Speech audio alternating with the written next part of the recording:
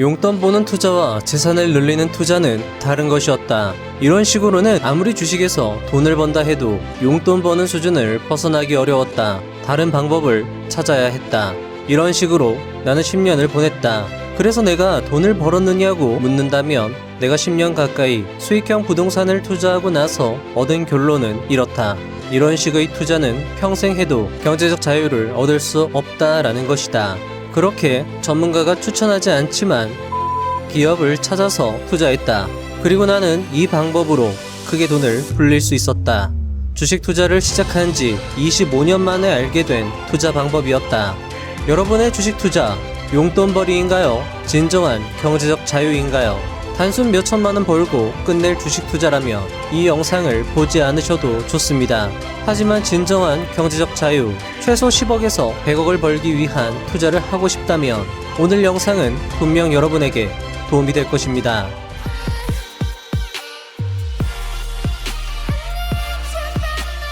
이런 식으로 투자해선 용돈벌이밖에 안 돼 라며 고뇌하는 한 사람이 있습니다. 대학 교수 생활은 바쁘고 투자할 돈은 없었던 평범한 가장이자 어느새 중년의 나이가 된, 하지만 꿈을 이루고 싶었던 한 사람의 이야기. 그는 4억이 5년 사이에 20억이 되고 20억이 3년 사이에 50억이 되는 것을 경험하고 결국 100억 자산을 달성했지만 그 과정은 우여곡절이 많았다고 자신의 저서를 통해 회상하고 있었습니다. 상식적인 것임에도 그걸 이해하고 실천하기까지 25년이 걸렸다고 고백하는 그의 이야기는 용돈벌이 투자를 시작했던 당시를 회상하며 시작됩니다. 1. 용돈벌이 투자. 내가 처음 주식 투자를 시작했던 시절에 나는 보통 개미들의 투자 형태였다. 우선 큰 상승을 버티지 못하고 몇십 % 이익이 나면 주식을 팔았다. 이렇게까지 올랐는데 다시 떨어지면 어떻게 하지? 그러면 그동안 올린 수익이 모두 날아가 버리는 게 아닌가? 하는 마음이었다. 나는 빨리 수익을 실현했고 충분한 수익을 냈으니 괜찮은 것이라고 생각했다. 하지만 그러면 안 된다는 걸 깨달은 것은 한참 후였다. 당시 나는 주식시장에서 돈을 벌었지만 재산은 늘지 않았다. 꽤 큰 돈을 벌었지만 또 그만큼 썼다. 여자친구에게 선물, 근사한 차, 여행 경비 등이었다. 그런데 주식 투자로 돈을 벌기도 하지만 잃기도 한다. 돈을 벌 때는 다른 데 써버리고 잃을 때는 보전이 되지 않는다. 자연스럽게 시간이 흐르면서 총 재산은 제자리거나 오히려 줄어들었다. 이런 주식 투자는 그저 용돈 버는 게 목적이지 재산을 늘리는 게임이 아니었다. 용돈 버는 투자와 재산을 늘리는 투자는 다른 것이었다. 이런 식으로는 아무리 주식에서 돈을 번다 해도 용돈 버는 수준을 벗어나기 어려웠다. 다른 방법을 찾아야 했다. 2. 수익형 부동산으로 눈을 돌리다. 세계적으로 히트를 친 투자 관련 책이 있다. 바로 로버트 기요사키의 부자 아빠, 가난한 아빠이다. 이 책은 지금도 계속 팔리고 있고 부자가 되려는 사람들에게 필독서로서 엄청난 영향을 미치고 있다. 이 책은 내게도 큰 영향을 주었다. 로버트 기요사키는 책에서 이렇게 말했다. 집을 사서 앞으로 오르겠지 하고 투자하는 건 투자라기보다는 도박에 가깝다. 진정한 투자자는 그런 유행을 바라지 않는다. 다만 월세 수익이 발생하는 수익형 부동산이라면 그것은 투자이고 자산이다. 라고 말이다. 그는 수익형 부동산으로 더 이상 일하지 않아도 살 수 있는 부자가 되었다고 했다. 나는 그의 책을 읽은 후 투자와 관련해 두 가지 큰 방향을 잡았다. 하나는 월세가 나오는 수익형 부동산을 사자는 것이었고 다른 하나는 집을 사지 말자는 것이었다. 그리고 나는 상가 투자까지 발을 넓혔다. 이런 식으로 나는 10년을 보냈다. 그래서 내가 돈을 벌었느냐고 묻는다면 내가 10년 가까이 수익형 부동산을 투자하고 나서 얻은 결론은 이렇다. 이런 식의 투자는 평생 해도 경제적 자유를 얻을 수 없다 라는 것이다. 3. 아주 기본적 문제, 수익이 적다. 수익형 부동산, 그러니까 월세가 나오는 부동산의 문제점은 무엇일까? 아주 기본적인 문제인데 수익이 적다는 것이다. 1억 5천만 원짜리 오피스텔이 있다고 하자. 이걸 임대로 내주면 월 60만 원을 받을 수 있다. 오피스텔 한 채에 월 60만 원이 나오면 오피스텔 5채면 월 300만 원이 된다. 그런데 문제가 있다. 오피스텔을 살 때 반 이상이 대출금이다. 1억 5천만 원짜리 오피스텔이면 7천만 원 정도 은행 대출이 있다. 대출 이자로 월 40만 원은 나간다. 그러면 순수익은 월 20만 원이다. 하지만 실제로는 월 20만 원도 안 되었다. 우선 재산세가 있다. 오피스텔 재산세는 일반 주택보다 더 많다. 더 큰 문제는 세입자가 오래 살지 않는다는 점이다. 세입자는 길면 2년 이상 새들기도 했지만 대부분 1에서 2년 사이에 이사를 갔다. 아파트나 빌라는 임차인이 몇 년 동안 사는 경우도 흔하다. 하지만 오피스텔은 그렇지 않았다. 그리고 집이 한번 빠지면 공실이 몇 달을 가는 경우도 많았다. 내 나이 40에 강남 오피스텔 2채, 상가 1채. 누군가는 부자라고 말하겠지만 6억 시세에 3억이 빚이었다. 하지만 10년 가까이 수익형 부동산으로 별 성과가 없었다. 자, 여러분들 어떻게 들으셨나요? 저자는 책에서 자신의 성공 스토리 그리고 생생한 경험담을 담담한 어투로 풀어내고 있었습니다. 그리고 그의 경험을 통해 배울 수 있는 것들이 직관적이고 이해하기 쉽게 쓰여졌다라는 게 참 좋았습니다. 수년, 수십 년의 경험을 이 책을 통해서 배울 수 있는 것에서 오는 기쁨 역시 매우 컸습니다. 본격적인 저자의 주식 투자 이야기에 앞서 25년의 시행착오와 성공 노하우가 담긴 이 책 5천만 원으로 시작해 100억 부자가 된 최성락의 투자 이야기의 매수와 보유, 탐독을 적극 추천드리며 저자의 흥미진진한 투자 이야기로 넘어가 보도록 하겠습니다. 4. 바쁜 생활. 30대 초중반의 나이에 박사과정을 수료하고 결혼을 했다. 결혼 과정에서 돈 2천만 원을 부모님께 지원받았다. 집에서 도움을 받지 못했다고 섭섭하거나 한 건 없었다. 집안 사정상 도움을 받을 수 없다는 건 진작부터 알고 있었다. 지금 돌이켜보면 당시 금전적 여유도 생활 여유도 없었다. 앞서 말한 수익형 부동산은 법만큼 나갔고 나는 학교 강의와 행정 업무 외에 논문을 계속 썼고 프로젝트도 1년에 5개는 넘게 했다. 투자와 관련해서는 더 이상 하는 게 없었다.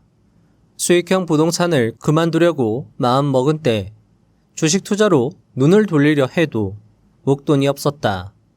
생활비가 부족해 마이너스 통장을 쓰고 추가로 2천만 원을 대출 받았는데 주식할 돈이 있겠는가? 5. 20억이 되다. 아니, 생활비가 부족하다고 호소하던 저자는 갑자기 20억을 벌게 됩니다. 과연 그에게 무슨 일이 있었던 것일까요? 저자의 이야기가 궁금해지는 부분입니다. 나는 우연한 계기로 헬스장에서 헬스 트레이너에게 PT를 받게 되었다. 나는 그때만 해도 헬스 트레이너에게 배운다고 뭐가 달라질까? 라고 생각했다. 일단 트레이너가 제안하는 방식대로 실천했다. 식단 조절은 하지 않고 근육 운동과 유산소 운동을 규칙적으로 하는 방식이었다. 그런데 이렇게 트레이너의 조언을 따르면서 1년 사이에 10kg이 빠졌다. 84kg이었던 몸이 74kg으로 줄어든 것이었다. 그동안 운동을 어떻게 하면 살을 뺄 수 있는지 노하우를 수없이 많이 들었다. 하지만 그게 진짜 효과 있는 방식이라고는 생각하지 않았다. 그냥 돈 벌기 위한 상술이겠지. 효과가 있더라도 의미 있는 변화는 아닐 거라고 여겼다. 또 트레이너들이 운동을 제안하는 것도 그냥 하는 거지 효과가 있을 거라고 생각하지 않았다. 하지만 그런 지침은 정말로 효과가 있는 것이었다. 이때부터 흔히 마주치는 격언들이 정말 효과가 있는 명제일지도 모른다는 생각을 하게 되었다. 그리고 여러 자기 개발서에 나온 조언을 그대로 한번 실천해 볼까 하는 생각이 스쳤다. 자기 개발서들은 종류가 많긴 하지만 그 내용은 거의 동일하다. 목표를 구체적으로 세워라. 그 목표를 종이에 적어라. 이미지화 하라. 실패해도 굴하지 말고 계속 추구하라 등이다. 이참에 속는 셈 치고 자기 개발서 내용대로 해보기로 했다. 자기 개발서에 따르면 일단 목표를 세워야 했다. 목표를 무엇으로 세워야 할까? 교수로서 세계적인 석학이 되는 것? 최소한 한국에서라도 석학이 되는 것? 안 될 것 같았다. 100억대 부자가 되는 것? 그것도 가능할 리가 없었다. 아무리 꿈이라고는 하지만 그래도 달성 가능성이 조금이라도 있는 걸 목표로 세워야 하지 않을까? 이런저런 생각 끝에 내가 목표로 정한 것은 벤츠를 사자였다. 석학, 100억대 부자만큼은 아니지만 벤츠를 타는 것도 사실 그 당시에는 불가능하다고 생각한 목표였다. 하지만 어쨌든 자기 개발서에서는 달성하기 어려워 보이는 목표를 세우라고 했다. 벤츠를 사자는 목표를 세우고 이 목표를 적은 뒤 벤츠 사진을 뽑아서 책상 위에 붙였다. 정말 바보 같은 짓이라고 생각했지만 그래도 그냥 해보았다. 자, 여러분들, 아니 이 말이 안 되지 않아요?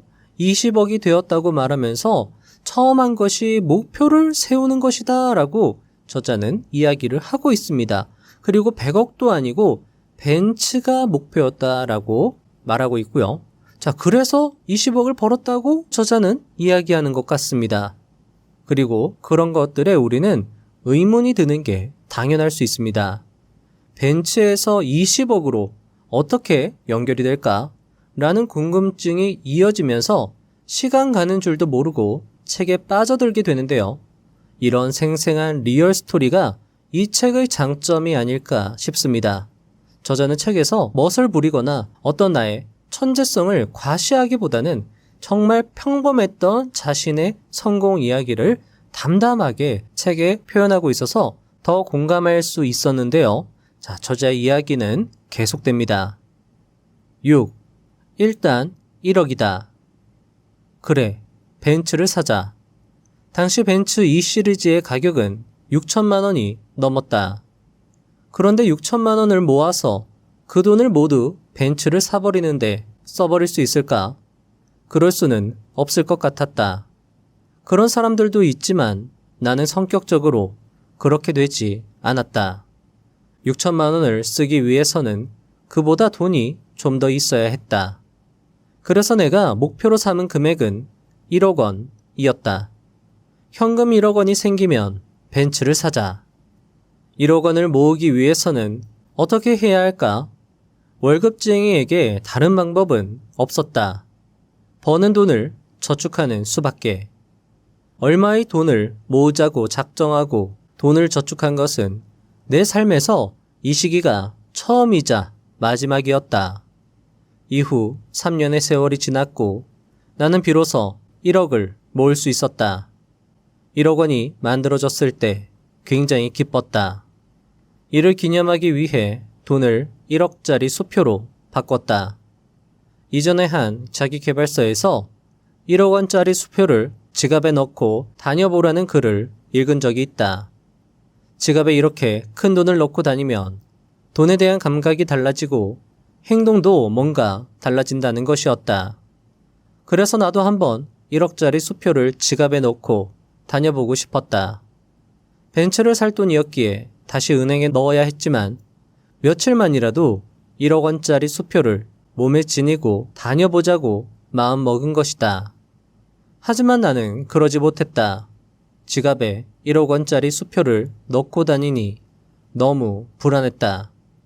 지갑을 잃어버리지 않을까, 훔쳐가지 않을까 걱정이 끊이지 않았다. 수시로 지갑을 열어 수표가 있는지 확인했다. 나는 두려움을 이기지 못하고 3시간 만에 수표를 은행에 도로 넣었다. 은행에 넣기 전에 앞면만 컬러 복사기로 복사했다. 그 후 한참 동안 복사본을 지갑에 넣고 다녔다. 진짜 수표를 들고 다니는 건 무서웠지만 복사본은 아무렇지 않았다.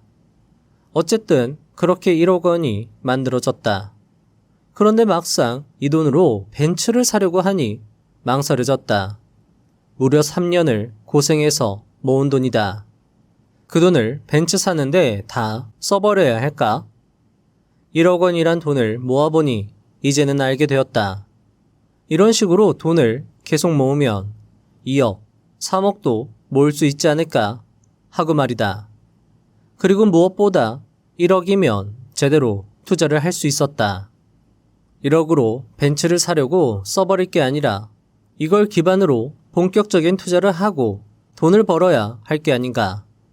이때의 경험으로 나는 1억 모으기가 정말 중요하다고 생각한다. 1억 자체가 중요한 게 아니다. 1억이라는 돈이 있으면 사고방식이 달라진다. 몇십만 원이 생기면 맛있는 레스토랑, 새 옷 살 생각을 한다. 몇백만 원이 생기면 해외여행을 갈 생각을 한다. 몇천만 원이 생기면 차를 바꿀까, 해외 장기 여행을 갈까 생각한다. 하지만 1억이 생기면 생각이 달라진다. 돈을 어디에 쓸까 보다는 어떻게 더 불릴까를 생각하게 된다. 소비자의 사고방식에서 투자자의 사고방식으로 바뀌는 것이다. 1억이 주는 가장 큰 의미는 그것이었다. 그런데 이 이야기에는 반전이 있다. 나는 결국 차를 샀다. 벤츠가 아니라 아우디 A6를 말이다. 아무튼 6천만 원을 지출하고 4천만 원이 남았다. 이 돈으로 시작해서 다시 1억을 만들자고 마음먹고 본격적으로 투자를 시작했다. 부동산으로는 큰 돈을 벌 수 없으니 주식 투자를 시작하자고 마음먹었다. 7. 제대로 된 투자. 나는 정말 다양한 투자 방법을 모두 시행해 보았다. 시중에 나와 있는 책에 나온 모든 방법을 거의 다 써본 것 같다. 그런데 이렇게 해봐도 주식시장에서 수익을 얻는 뾰족한 방법을 찾을 순 없었다. 소위 전문가들이 앞으로 오를 것이라고 추천하는 종목 역시 믿을 수 없었다. 장기적으로 오를 거라고 전문가들이 아무리 추천하는 우량주라 해도 실제 실적은 달랐다. 주가가 오를 거라는 근거가 아무리 그럴듯해도 주가는 그런 것과 별 상관없이 움직였다. 그런데 투자를 해서 크게 오른 종목들도 분명 있었다. 그 주식들을 자세히 살펴보니 그렇게 오른 종목들의 공통점이 보였다. 매출과 이익이 해마다 계속 크게 오르는 기업이었다. 매출과 이익이 중요하다는 것은 사실 특별한 이야기가 아니다. 상식이다. 그러나 그때까지 나는 매출과 이익을 보고 주식 투자를 하지 않았다. 매출과 이익이 증가하면 주가가 오른다는 것은 너무나 당연한 이야기인데 왜 그토록 오랫동안 주식 투자를 하면서 이를 살펴보지 않았던 것일까? 이를 알고 나서 주식 투자의 새로운 기준을 정했다. 매출과 이익이 계속 오르는 기업의 주식을 사자. 시간이 지나면 충분한 수익이 날 수 있다. 어느 정도의 시간이 지나면 될까? 1에서 2년 가지고는 안 된다는 것을 경험으로 알고 있었다. 목표 기간을 4년으로 정했다. 그리고 이번에 매출과 이익이 계속 올라 주가가 크게 오른 종목을 보니 매출과 이익이 연 20% 정도는 오른 기업들이었다. 연 20% 정도 오르면 4년이면 2배가 될 수 있었다. 여기서 나의 주식 투자 원칙 하나가 만들어졌다. 매출과 이익이 연 20% 정도 오르는 기업의 주식을 사자. 그러면 4년 정도 지나면 충분한 수익이 날 수 있다. 그렇게 전문가가 추천하지 않지만 매출과 이익이 연 20% 정도 계속 오르는 기업을 찾아서 투자했다. 그리고 나는 이 방법으로 크게 돈을 불릴 수 있었다. 주식 투자를 시작한 지 25년 만에 알게 된 투자 방법이었다. 자, 여러분들 이야기 어떻게 들으셨나요? 매출과 이익이 성장하는 기업에 투자한다라는 것은 상식이지만 그것의 의미를 진짜 깨달은 것은 투자를 시작한 지 25년 만이다라는 대목이 참 좋았습니다. 왜냐하면 이 한 문장으로 어쩌면 우리는 25년의 시행착오 기간을 줄일 수 있을 테니 말이죠. 해당 자료는 25년 4월에 작성된 것입니다. 이때 당시 네이버 증권을 통해서 확인한 삼성전자의 실적 예상치를 주목해 주시면 좋겠습니다. 당시 증권가에서 삼성전자의 26년도 실적 예상치를 4,300억 원 수준으로 예상했습니다. 이는 21년도 최고 실적에 못 미치는 수준이었습니다. 당시 삼성전자의 월봉 차트는 나름 매력적이었습니다. 25년도 4월 당시의 가격은 역사적 저항 라인을 돌파하여 중요한 지지가 되는 라인에 걸쳐진 금액이었습니다. 하지만 실적을 봤을 땐 적극 매수에 나서긴 어려운 상황이었습니다. 그리고 26년도 1월에 다시 삼성전자의 실적을 확인했다면 아마 여러분은 놀라움을 금치 못했을 것입니다. 해당 자료는 26년도 1월 당시 네이버 증권의 삼성전자 실적 예상치 자료입니다. 보시면 25년도 4월에 26년도 실적을 4,300억 원 수준으로 예상을 했었는데 26년도 1월이 되자 26년도의 삼성전자의 예상 실적을 1조 1천억 원 정도로 계산한 걸 확인할 수 있습니다. 굉장히 실적 예상치가 크게 늘어난 걸 확인할 수 있었다라는 것이죠. 실적 예상치가 거의 2배 이상 늘어난 것인데요. 저자는 매출과 이익이 20%만 늘어나도 좋다고 했는데 삼성전자는 100%의 증가세를 보여주고 있었습니다. 25년도 실적 예상치 대비해서도 100% 이상의 증가세를 보여주고 있었습니다. 26년도 1월달 당시 삼성전자의 월봉 차트를 확인했을 때는 이미 주가가 신고가 영역을 한참 넘어가는 상황이었습니다. SK하이닉스는 어땠을까요? SK하이닉스의 경우 26년도 예상 실적치 과거에는 3,900억 원 정도로 예상을 했는데 26년도 1월 달이 되자 실적 예상치를 그것보다 훨씬 많은 9,300억 원으로 예상하고 있는 걸 확인할 수 있었습니다. 참고로 삼성전자와 SK하이닉스의 시가총액을 고려한다면 SK하이닉스의 실적이 더 좋아 보이기도 합니다. 자, 그래서 이런 엄청난 실적 상승 예상을 확인했다라고 하면 그리고 남석관 투자자님의 말씀대로 보통 주도주의 경우에는 11선을 타면서 상승한다라는 전략을 세우고 10일 눌림 타점을 노렸다라고 하면 11선, 5일선, 21선 눌림 타점에서 매수를 할 수 있었고 만약 이때 매수를 했다라고 해도 지금 현재 SK하이닉스는 약 15%의 수익을 누릴 수 있었습니다. 하지만 SK하이닉스의 주가 흐름 그리고 반도체 시황, 전문가 및 고수들의 의견을 종합했을 때 사실 이때가 아니라 벌써 이때 당시만 해도 삼성전자, SK하이닉스의 실적이 굉장히 좋을 것이다. 반도체 업황이 매우 좋을 것이다 라는 예상이 이미 나오고 있었기 때문에 이렇게 50일 이동 평균선에 눌렸다가 반등하는 초입 타점에서 매수를 할 수 있었고, 이때 매수를 했다라고 하면 지금 수익률은 70%를 넘어가고 있습니다. 따라서 어떤 섹터가 단체 상승이 나오거나 아니면 전문가 고수들이 추천하는 종목이 있다라고 하면 네이버 증권에 들어가서 해당 종목의 실적을 확인해 보는 습관을 들여보시면 어떨까 싶습니다. 이 작은 습관이 여러분의 계좌를 100억으로 만들어준다면 이런 작은 수고로움은 충분히 감당할 가치가 있을 것입니다. 자, 해당 자료는요, 엔비디아의 매출과 주당 순이익 자료입니다. 최근에 엔비디아는요, 실적 발표에서 어닝 서프라이즈를 달성합니다. 25년도 4분기 실적이 전년 동기 대비해서 크게 늘어난 것이죠. 하지만 최근에 엔비디아의 주가는 하락세를 면치 못하고 있습니다. 하지만 저자의 말대로라고 하면 엔비디아의 주가는 결국 상승할 수 있고 엔비디아의 최근의 급락은 되려 매수 기회가 될 수 있지 않을까 생각을 해볼 수도 있을 것입니다. 그리고 엔비디아의 실적이 상승하고 주가 역시 상승한다면 국내 반도체 회사의 주가도 함께 꾸준히 상승할 수 있지 않을까 라는 생각 역시 유효할 것입니다.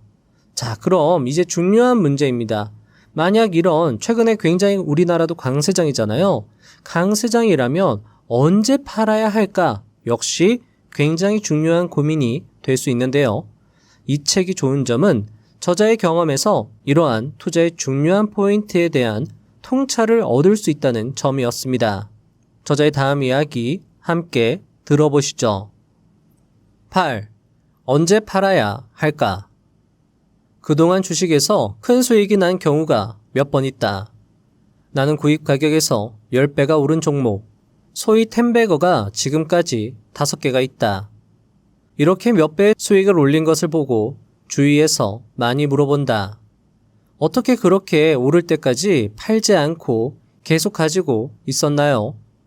주식 투자를 하는 사람을 보면 대부분 20에서 30% 수익이 나면 판다. 50% 수익까지 버티는 것도 어려워한다. 2배 이상의 수익을 원한다고 말하는 사람이 많지만 막상 2배 오를 때까지 기다리지 못한다. 몇십 % 수익이 나면 팔고 만다. 그런 결정을 충분히 이해한다. 벌어들인 수익이 줄어드는 건 속상한 일이니 말이다. 내가 몇 배가 올라도 팔지 않을 수 있는 것은 매수 매도 기준이 있기 때문이다. 나는 4년에 2배가 되는 게 불가능하다고 여겨질 때 비로소 매도한다. 보통은 1년 사이에 손해가 났다 해도 앞으로 4년 사이에 2배가 되지 않을까 하는 기대는 별로 달라지지 않는다. 주가가 떨어졌지만 기업 실적은 여전히 괜찮은 경우가 대부분이다. 실적은 그대로인데 주가가 반으로 떨어지면 오를 확률이 더 높아진다. 실적이 폭망하고 나아질 기대도 없다면 팔아야 하겠지만 실적은 그대로이고 주가만 떨어졌다면 그건 오히려 매수 기회가 될 수 있다. 주가가 폭등을 했어도 팔지 않는 이유는 역시 동일하다. 주가가 폭등해도 앞으로 4년 사이에 2배를 계속 기대할 수 있으면 그대로 간다. 앞으로 1년 내에 수익을 바란다면 매매는 폭락과 폭등의 영향을 많이 받는다. 하지만 4년을 내다보면 이런 폭락과 폭등은 별 상관이 없어진다. 보다 마음 편하게 투자할 수 있다. 막상 보유한 지 4년이 되어도 마찬가지이다.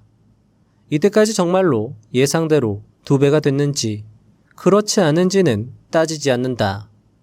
이때부터 앞으로 4년 후에 2배가 될 수 있는가? 그것이 기준이다. 지금까지 4년간 보유했고 2배가 되지 않았다 하더라도 앞으로 4년 후에 2배가 될 수 있을 거라고 생각하면 그대로 보유한다. 4년간 보유한 주식이 5배가 됐어도 앞으로 4년 후에 2배가 될 거라고 생각하면 그대로 가지고 있고 4년 후에 2배가 되기 어렵다고 생각하면 매도한다. 처음부터 이런 기준이 만들어진 것은 아니다. 보유한 주식이 폭락하고 폭등할 때마다 어떻게 해야 할지 수없이 고민하고 갈등해 왔다. 폭락, 폭등뿐만 아니라 오래 보유한 주식이 올라가지 않고 제자리 걸음만 하고 있어도 고민이 많아진다.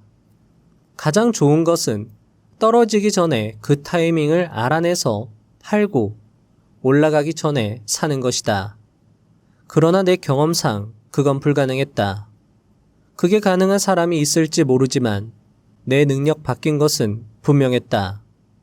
최고의 수익을 얻는 방법은 아닐지 모르지만 어쨌든 내게는 이런 기준으로 매매하는 게 원하는 수익을 얻으면서 마음을 졸이지 않는 방법이었다.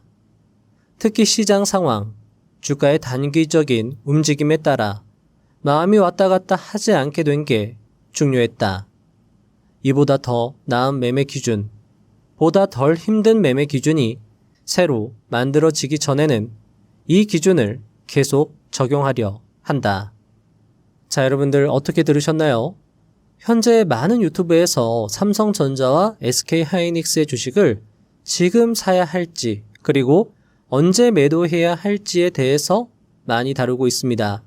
그리고 이 책에서 우리는 위 질문에 대한 통찰을 얻을 수 있을 것 같습니다. 자, 여러분들 위 차트를 주목해 주시면 좋겠습니다. 해당 차트는 LS 일렉트릭이라는 종목의 일봉 차트고요. 이 차트에서 우리는 삼성전자와 SK하이닉스의 향후 주가 흐름을 어느 정도 내다볼 수 있을 겁니다. 왜냐하면 굉장히 지금 상황이 예전 LS 일렉트릭과 삼성전자, SK하이닉스가 정말 비슷하거든요.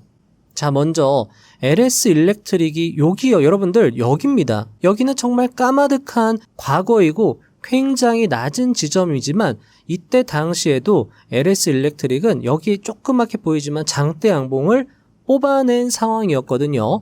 이때 당시에 어떤 재료가 있었냐면 일론 머스크가 이런 이야기를 한 거예요. 변압기가 부족하다라고 이야기를 했고 이 이슈로 인해서 이 기사가 발생한 3월 5일 당일에 LS 일렉트릭의 주가는 등락률 상위 20위 내에서 20위에 랭크가 되었습니다. 20위에 랭크가 된 것만으로도 충분히 장대 양봉을 뽑았다라고 볼 수 있겠죠.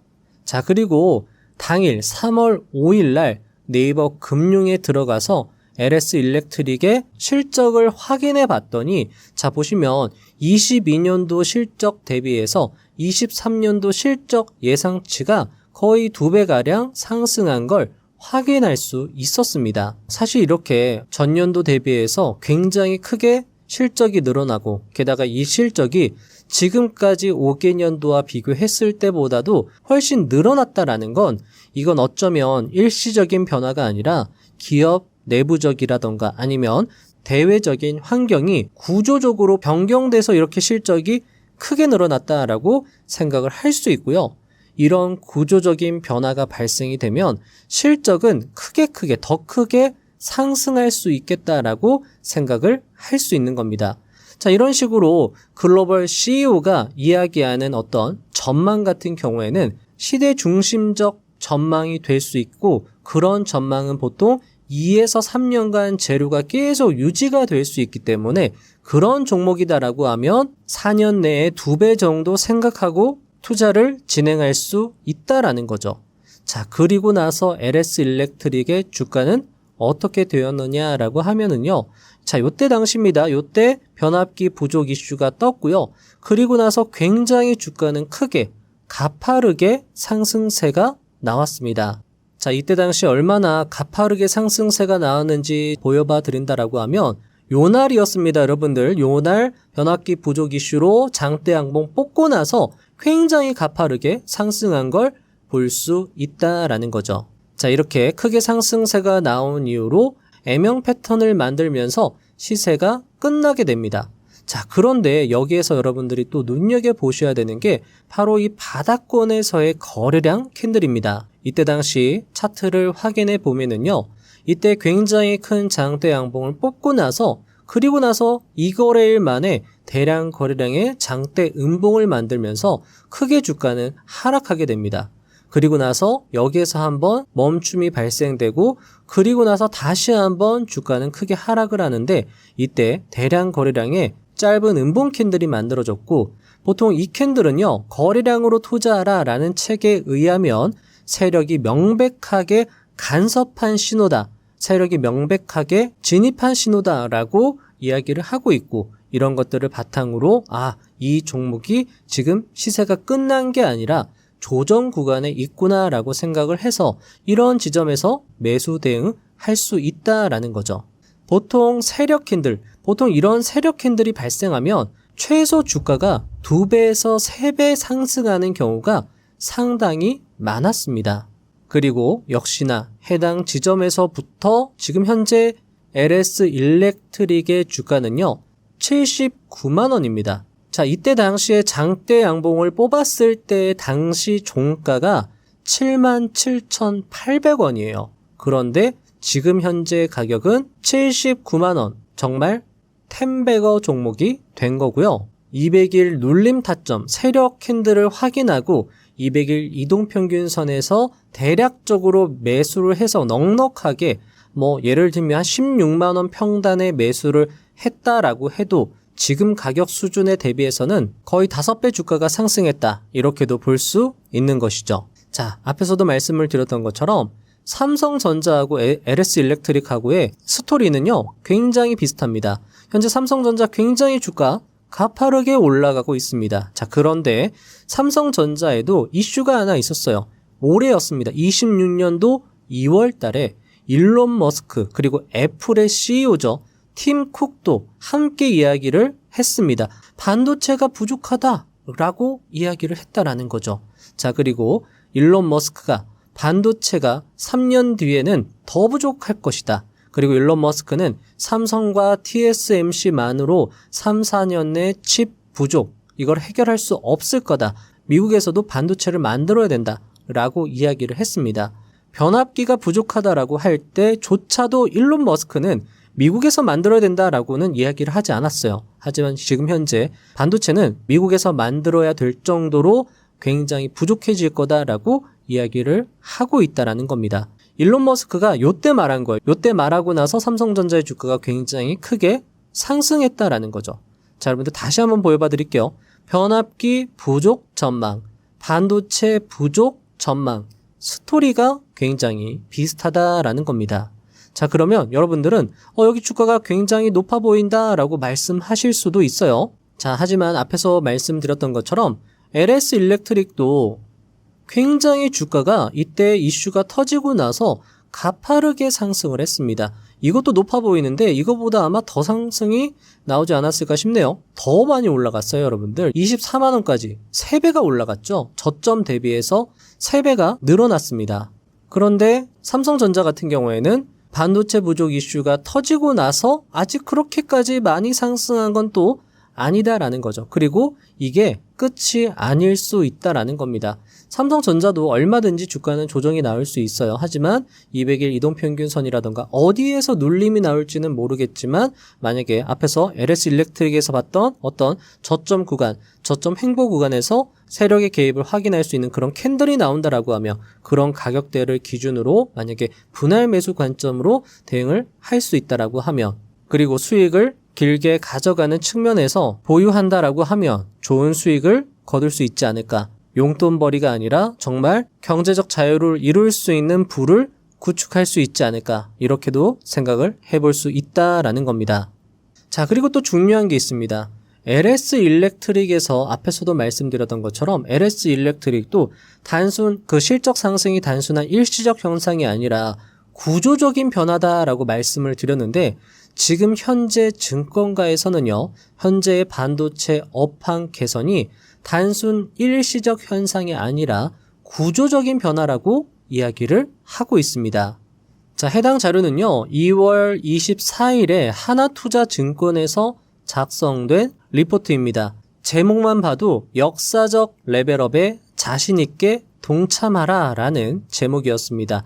요 아랫단에서도 굉장히 중요하게 볼 수 있는 게 요 부분이죠. 단기적인 호황에 동참하는 것은 리스크를 내포하지만 산업의 본질적 레벨업에 동참하는 건 언제나 옳습니다 라고 이야기를 하고 있고요. 자, 여기서도 보시면 이 호황기는 단기적인 업사이클이 아니라 메모리 산업의 본질적인 체질 변화다. 그리고 AI 인프라 구축에 따른 구조적인 성장이다 라고 이야기를 하고 있고요.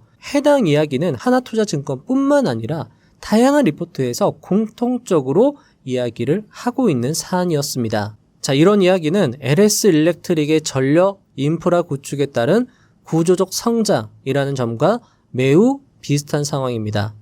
자, 그리고 주가는요, 계속 우상향하지 않습니다. LS 일렉트릭 같은 경우에도 주가가 10배가 늘어나는 이 와중에 파도가 분명히 있었다라는 거죠. 최고점이 27만원까지 올라갔다가 그 다음 조정을 얼마나 받느냐라고 하면은요, 이때 가격이 거의 14만원. 그러니까 거의 절반가량 주가가 고점 대비 하락합니다.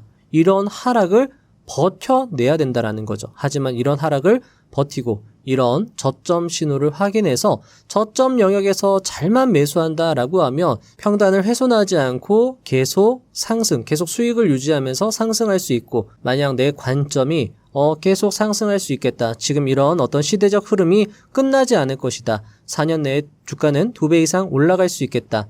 매출과 영업이익이 꾸준하게 상승할 수 있겠다. 이런 관점이다라고 하면 매도하지 않고 보유하는 것이고, 그렇게 되었을 때 주가를 20%에서 30% 수익에서 끝내는 게 아니라 최소 3배, 최소 2배, 많게는 10배 이런 식으로 수익을 내면서 용돈벌이가 아니라 정말 경제적 부를 이루는 투자를 할 수 있다라고 저자는 책에서 이야기를 하고 있는 것 아닐까. 이렇게 한번 예시를 만들어 봤습니다. 9. 어쨌든 100억이 되었다. 이제 마지막 이야기입니다. 저자는 100억 자산을 달성한 후의 느낌을 솔직하게 책에서 기술하고 있었는데요. 이 부분도 참 좋았습니다. 저자의 이야기 함께 들어보시죠. 100억이 돼서 좋았느냐고 묻는다면 사실 흥분이나 환호 같은 건 없었다. 그런 즐거운 감정보다는 안도감이라 할 만한 감정이었다. 본인이 100억 자산가가 될 거라고, 100억 자산이 만들어질 거라고 미리 예상했냐고 묻는다면 그건 아니다. 80억 정도가 넘으면서 이러다 100억이 넘을 수도 있겠다라고 생각한 적은 있다. 하지만 그전에는 내게 100억이 생길 거라고는 상상한 적이 없다. 100억이 생길 거라고 예상했다면 50억이 되었을 때 이 돈으로 직장을 그만둬도 될까 하고 그토록 고민하지 않았을 것이다. 인생이란 정말 알 수 없다. 나는 경제적 독립을 바라기는 했다. 대학생 때부터 정말 오랫동안 바라왔다. 그러나 경제적 독립을 달성하는 것과 100억대 자산가가 되는 건 좀 다른 말이다. 초과 달성이다. 100억 자산가가 돼서 인생이 성공했다고 느끼는가 하면 그건 아니다. 나에게는 또 다른 꿈이 있다. 인생이 성공했다고 느끼려면 꿈이 이루어져야 한다. 100억 자산가가 된 건 내가 꿈을 이루는데 큰 도움이 되는 것은 분명하다. 하지만 긴장감도 있다. 내 꿈을 이루지 못하면 어쩌나. 꿈과 관련해 진전이 있어야 하는데 별로 진전이 없다. 어떻게 해야 하나 계속 생각한다. 성공한 인생, 만족스러운 인생과는 좀 다르다. 하지만 100억 자산은 내게 새로운 세상을 열어준 것은 맞다. 그런 경험을 할 수 있게 해주었다는 점에 대해서는 정말 하늘에 감사하고 있다. 저자의 마지막 소감 어떻게 들으셨나요? 인생의 돈이 전부는 아니다라는 것을 저자는 어쩌면 말하고 싶었는지도 모르겠습니다. 영화배우 짐 캐리가 자신의 SNS에 이런 글을 올렸다고 합니다. 모든 사람이 전부 부자에 유명해졌으면 좋겠다. 그럼 이게 정답이 아니란 걸 알게 될 테니까 라고 말이죠. 안성재 셰프님은 램프의 진이가 소원을 들어준다면 뭘 빌겠습니까? 라는 질문에 이렇게 답하기도 했습니다. 과정 속에 행복이 있는 것이지 결과에 행복이 있는 게 아니라는 것을 경험했기 때문에 저는 소원을 빌지 않겠습니다. 라고 말이죠. 스타크래프트 게임을 할 때 쇼미더머니라는 치트키를 써서 돈을 무한정으로 만들어버리면 그때부터 게임이 재미없어진다는 것을 많은 분들이 공감할 것입니다. 잠깐은 재밌어져도 뭔가 쫄깃쫄깃하고 뭔가 긴장감 있는 그런 재미는 없다라는 거죠. 따라서 결론은 부자의 길을 힘차게 걸어가고 있는 여러분이야말로 어쩌면 세상에서 가장 즐겁고 행복한 사람들 아닐까, 가장 흥미진진하고 쫄깃한 인생을 살고 계신 것 아닐까 생각하며 오늘 영상 마무리해보도록 하겠습니다. 마치며 시간 관계상 책을 여기서 마무리해야 하는 것이 아쉽습니다. 책에는 오늘 미처 설명드리지 못한 비트코인 투자와 관련된 저자의 이야기, 미국, 중국 주식 투자와 관련된 이야기, 카지노 투자법과 TQQQ 투자 이야기, 그리고 이런 종목은 무조건 피한다 등 투자에 도움이 되는 내용들로 가득했습니다. 특히 저자의 담담한 경험담 속에서 느낄 수 있는 통찰이 너무 좋았는데요. 책을 꼭 읽어보시면 좋겠습니다. 4억 6천만 명의 구독자를 보유한 전세계 1위 유튜버 미스터비스트는 한 방송에 출연하여 이렇게 말합니다. 만약 제가 정신건강을 우선순위에 뒀다면 지금처럼 성공하지 못했을 겁니다. 이건 부정할 수 없는 슬픈 사실이죠. 7일 동안 산채로 땅에 묻히는 짓도 당연히 안 했을 거고, 독방에서 7일, 무인도에서 7일, 뭐 이런저런 짓들요. 지속적인 불편함을 견디고 장기간 고통받는 것, 그건 아마도 가장 깊은 몰입의 단계 중 하나일 것입니다. 누구도 저 같은 영상을 만들지 못하는 데는 이유가 있어요. 아무도 저처럼 살고 싶어 하지 않거든요. 어떤 애는 1년 중 200일을 비행기에서 보냈어요. 정말 미친 짓이었죠. 하지만 영상을 완성하기 위해서라면 아침에 눈을 떴을 때 정말 피곤하고 기분이 거지 같더라도 상관없어요. 전 늘 스스로에게 말해요. 지금 내가 느끼고 있는 이 괴로움이 다른 사람이 너처럼 하지 못하는 이유다 라고요. 이걸 뚫고 나아간다면 그 누구도 절대 당신을 따라올 수 없는 이유가 하나 더 생기는 겁니다. 그래서 제 생각에는 불행을 뚫고 지나가는 능력, 하기 싫은 일을 10년 동안 매일 꾸준히 해내는 능력, 그것이 바로 압도적인 격차를 만든다고 생각합니다. 저는 구독자 10억 명을 달성할 겁니다. 누구도 근처에 못 오겠죠. 왜냐하면 수백만 달러를 벌고 나면 굳이 저처럼 살 이유가 없거든요. 어떠신가요? 미스터비스트는 무언가 하기 싫은 일도 꾸준히 해나갈 수 있다면 그것이 결국 압도적 격차, 압도적 부를 이룬다고 말하고 있습니다. 여러분은 어떠신가요? 저는 이 긴 영상을 꾸준히 시청하시고 책을 다루는 부자의 선 영상을 꾸준히 시청하시는 여러분이야말로 압도적 격차를 만들고 있는 분들이며 여러분들이야말로 진정한 부에 다가가고 있는 분들이라고 말씀드리고 싶습니다. 매일 꾸준히 여러분의 목표를 향해 나아가시면 좋겠습니다. 비록 그 끝이 허무할지라도 정상 위에서 바라보는 자신의 과정은 분명 추억이고 행복이고 자랑일 것입니다. 부자의 선 채널은 여러분의 그 영광의 길 뒤에서 항상 응원드리고 도움드리도록 최선을 다할 것입니다. 다음 영상도 알차게 준비하여 오겠습니다. 감사합니다.